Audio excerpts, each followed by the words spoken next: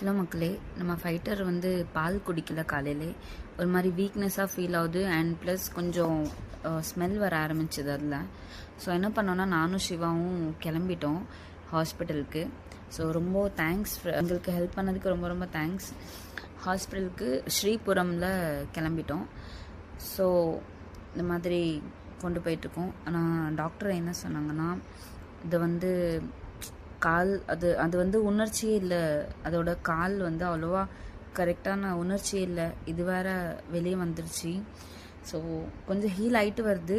Pray பண்ணுங்கள் please friends, please pray பண்ணிக்கோங்க. எதுவும் நம்ம ஃபைட்டருக்கு எதுவுமே ஆயிடக்கூடாது ப்ளீஸ்.